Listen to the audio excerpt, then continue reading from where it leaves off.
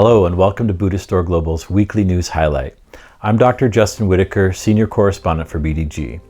This week we highlight more Buddhist responses to Russia's invasion of Ukraine. We'll have a look back at recent BDG coverage of Buddhism and peace, but first the news.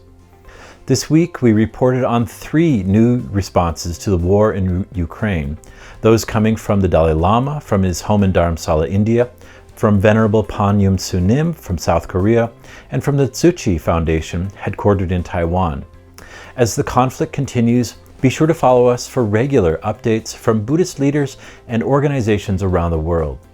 As the Russian invasion of Ukraine entered its 5th day, His Holiness the Dalai Lama, often described as the spiritual leader of the Tibetan people, published a brief statement in which he expressed feelings of sorrow over the suffering brought about by the war in Ukraine. His Holiness appealed to all parties to seek a rapid restoration of peace by engaging in dialogue. The Nobel Peace Prize laureate, a longtime advocate of global disarmament, called for hope, emphasizing that the path away from violence and conflict toward a peaceful global community lay in understanding the interconnection of all people of all nations. He said, quote, "I have been deeply saddened by the conflict in Ukraine. Our world has become so interdependent that violent conflict between 2 countries inevitably impacts the rest of the world. War is outdated. Nonviolence is the only way. We need to develop a sense of the oneness of humanity by considering other human beings as brothers and sisters. This is how we will build a more peaceful world. Problems and disagreements are best resolved through dialogue. Genuine peace comes about through mutual understanding and respect for each other's well-being. We must not lose hope. The 20th century was a century of war and bloodshed. The 21st century must be a century of dialogue. I pray that peace is swiftly restored in Ukraine." The revered Korean Sun Zen master and social activist, Venerable Panyum Sunim, issued a heartfelt statement for peace in Ukraine that emphasized the need for peaceful Russians and the global community to bring their collective voices to bear in a united call for the restoration of peace. Decrying the human cost wrought by the tyranny of state-led violence, Venerable Panyum Sunim appealed for an immediate end to the hostilities in Ukraine and a united international front against unjustified oppression. Venerable Panyum Sunim's full statement, shared with BDG, reads, quote, "A call for peace and action.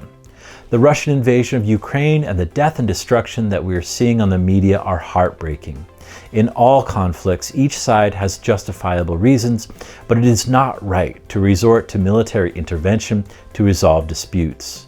I sincerely hope that the current military conflict comes to an end as soon as possible and that the Ukrainian people can quickly recover their sense of normalcy and peace.